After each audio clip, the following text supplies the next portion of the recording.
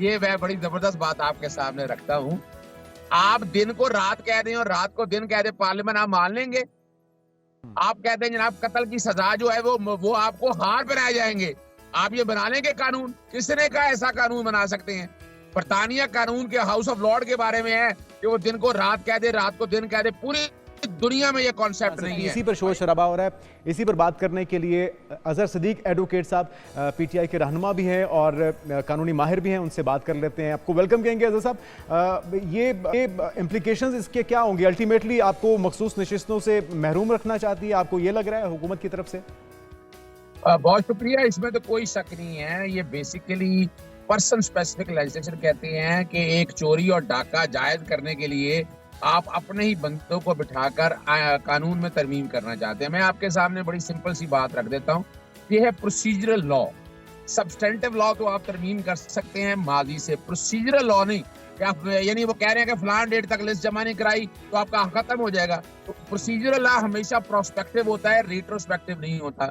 और आइन के आर्टिकल 51 और 106 के तहत ये सीटें जो है पाकिस्तान तहरीक इंसाफ की है। किसने कहा कि वो आजाद थे? यानी मैं एक छोटी सी मिसाल आपके साथ, पहले मैं ये चीज क्लियर कर दूं कि एक तो ये पर्सन स्पेसिफिक आ गया, माजी से इतलाक कर रहे हैं।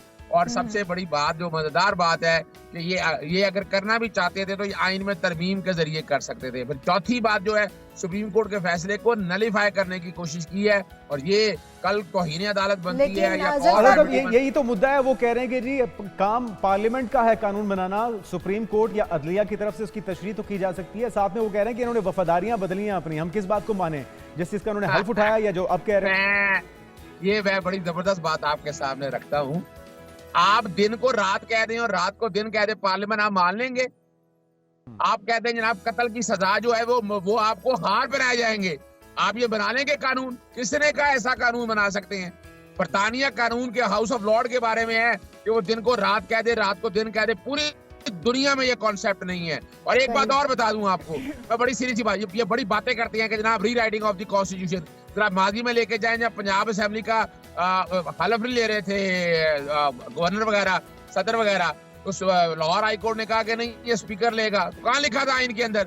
तो आप भैया अगर कमियां हैं तो ये अदालतों ने फिल करनी है। फिर इस तरह वोट ऑफ नो कॉन्फिडेंस याद रखिए। अब तो बिल मंजूर भी हो गया। अपोजिशन के लाख एहतजाज के बाद कॉपियां फाड़ी गई, जितना मर्जी एहतजाज हुआ, लेकिन उसके बावजूद बिल मंजूर हो गया। अब अपोजिशन का क्या लाहे अमल है, वो क्या करने जा रहे हैं इस बिल के अगेंस्ट? अच्छा, एक बात तो जेहन में बता दें, इसकी ये तैयार कर लिया हमने अभी सेनेट से रातों रात। यानी इतना अहम बिल था कि रातों रात सारा पास कर लिया गया। सुना सदर से 10 भी हो गए। जैसे ही ये नोटिफाई होगा इसको फौरी तौर पर चैलेंज किया जाएगा। लेकिन एक चीज आम आदमी के लिए मैं जरा क्लियर कर दूं कि देखिए, आपको याद होगा तहरीके अदम एतमाद जो है वो 3 अप्रैल को रिजेक्ट हो गई थी, सुप्रीम कोर्ट में गया। सुप्रीम कोर्ट ने 7 अप्रैल को ऑर्डर जारी किया कि आप माजी में चले जाएं। यानी 9 अप्रैल को हम 3 अप्रैल में चलेगी और तहरीके अदम एतमाद पे वोट हुआ और इमरान खान बाहर चले गए। यानी ये अजहर साहब, एक और चीज़ भी है, जिस तरह से उन्होंने कहा कि जब एक जमात से आप अपनी वाबस्तगी का इजहार करते हैं तो फिर उसके बाद आप उससे इनकारी नहीं हो सकते, उसमें तनसीख नहीं हो सकती है। तो इस हवाले से क्या कहेंगे? क्या ये ठीक तरीका नहीं है कि जिस पार्टी से आप ताल्लुक़ का इजहार करते हैं, आपकी उससे वाबस्तगी है, आप उसी के साथ जुड़े रहें, या फिर आप इलेक्ट होने के बाद, सेलेक्ट होने के बाद, आने के बाद आप अपनी पार्टी तब्दील कर लें? देखिए, मैं यही तो आपको समझा रहा था कि बुनियादी तौर पर ये मामला जो है ना माजी में चला गया। 8 जजेस ने कहा है कि जिस वक्त तहरीके इंसाफ से सिंबल ले लिया गया था, इलेक्शन ही लड़े दिया गया, उस दिन चले गए हैं। तो उस दिन तो पाकिस्तान तहरीके इंसाफ की 13 जनवरी को लिस्ट गई हुई थी। तो 41 कैंडिडेट हैं, वो किसी और के नहीं है, वो पाकिस्तान तहरीके इंसाफ के। तो पाकिस्तान जब तहरीके इंसाफ के हैं तो पाकिस्तान तहरीके इंसाफ के है। और ये जो बातें करते हैं कि जनाब 15 दिन दे दिए, भाई आइन में लिखा हुआ था 90 दिन में इलेक्शन होने हैं। क्या हुए? सुप्रीम कोर्ट ने फिर कहा था आगे इलेक्शन कराए थे 1 साल बाद। तो ये अच्छा, अभी अजहर साहब, अभी आप चैलेंज अगर इसको फर्ज किया करते हैं, इम्कानात कितने हैं कि आप इससे कोई फर्क पड़ने वाला है? क्या ये बिल जो है ये कानून का हिस्सा बनने जा रहा है? क्या ये रिवर्स हो पाएगा और आपके हक में फैसला हो पाएगा? देखिए, बड़ी वाज़ेह बात है, ये आइन की खिलाफ वर्जी है, आइन से बगावत है।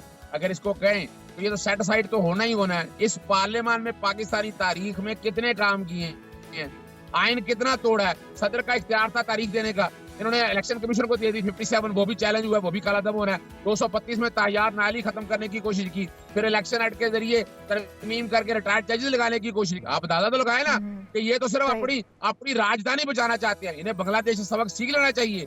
यानी जिस तरह ये कर रहे हैं ना काम, या आप आने वाले दिनों में देखिएगा इंशाअल्लाह अजीज, ये देखिए ये सीटें पाकिस्तान तहरीके इंसाफ की हैं, ये कोई बेची नहीं थी। ये उस तरह नहीं है कि 2022 के अंदर वोट ऑफ नो कॉन्फिडेंस के लिए पंजाब के लोग खरीद लिए थे। क्या इनमें से 41 में से एक ने भी आके कहा कि वो पाकिस्तान तहरीके इंसाफ के फोरम से इलेक्शन ही लड़ा? हमारी बहुत शुक्रिया